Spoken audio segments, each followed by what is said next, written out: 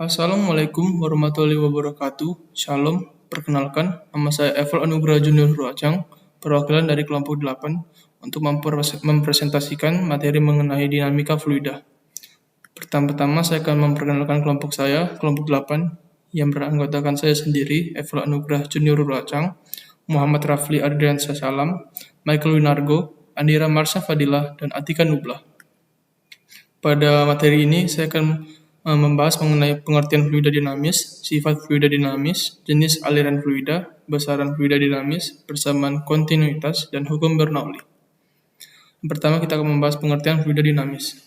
Fluida dinamis adalah fluida, cair, dan gas yang alirannya bergerak secara ideal atau memiliki kecepatan konstan.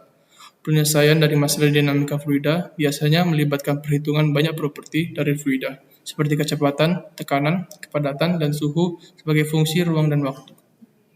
Yang kedua, kita akan membahas sifat fluida dinamis.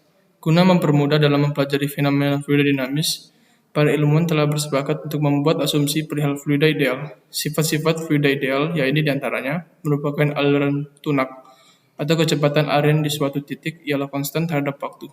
Apabila kecepatan v pada suatu titik adalah konstan, maka aliran fluida dapat dikatakan tunak.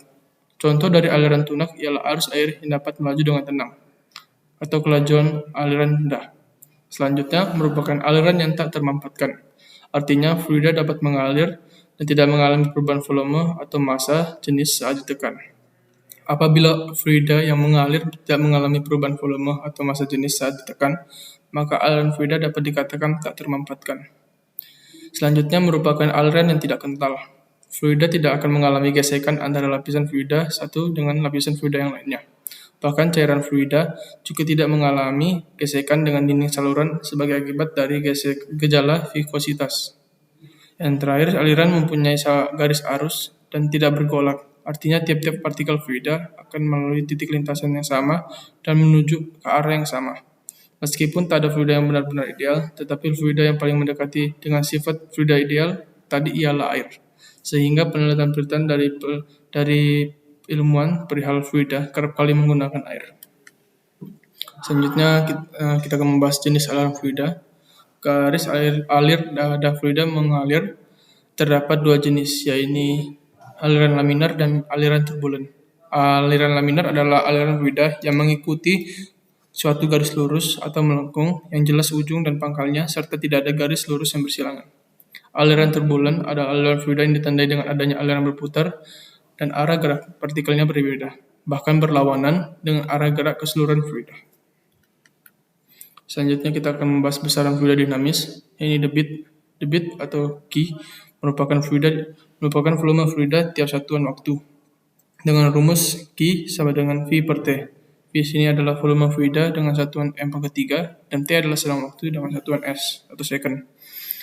Karena bentuknya silinder, maka kita menggunakan rumus luas penampang A silinder dan kecepatan aliran fluida yang melaluinya, sehingga rumus debit bisa kita rumuskan dengan Q sama dengan A kali V. Dengan keterangan Q sama dengan debit dengan satuan M/3 per S, A sama dengan luas penampang dengan satuan meter per second, meter pangkat 2 maksud saya. V sama dengan kecepatan aliran fluida atau dengan satuan meter per second. Persamaan kontinuitas. Persamaan kontinuitas adalah persamaan yang menghubungkan kecepatan fluida dari suatu tempat ke tempat yang lain. Sebelum menurunkan hubungan, baiknya kita harus memahami beberapa istilah pada aliran fluida. Garis aliran diartikan sebagai jalur aliran fluida ideal atau aliran lunak.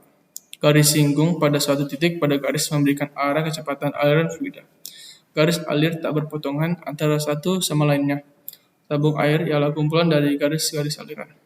Untuk rumus persamaan kontinuitas dapat kita tuliskan Q1 sama dengan Q2 atau A1 sama dengan A1 V1 sama dengan A2 V2.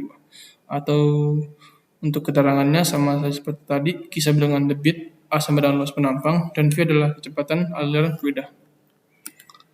Selanjutnya kita akan membahas hukum Bernoulli. Hukum Bernoulli ditemukan oleh Daniel Bernoulli, ilmuwan asal Jerman. Dari penemuan ini pada tahun 1738, Bernoulli berhasil menerbitkan buku berjudul Hidrodinamika. Hukum Bernoulli ialah hukum yang berlandaskan pada hukum kekalahan energi yang dialami oleh aliran fluida. Hukum ini menyatakan bahwa jumlah tekanan atau P energi kinetik persatuan volume, serta energi potensial persatuan volume mempunyai nilai yang sama pada setiap titik sepanjang suatu garis arus. Hukum ini dapat diaplikasikan untuk berbagai jenis aliran fluida, asalkan memenuhi syarat-syarat berikut ini. Yang pertama, fluidanya tidak dapat bisa incompressible. Selanjutnya, fluidanya tak mempunyai viskositas. Aliran fluidanya tetap atau steady. Aliran fluidanya berjenis laminar atau bersifat tetap dan tidak membentuk pusaran. Tidak ada energi yang hilang sebagai akibat gesekan antara fluida dan dinding serta turbulen. Tidak ada transfer energi kalor.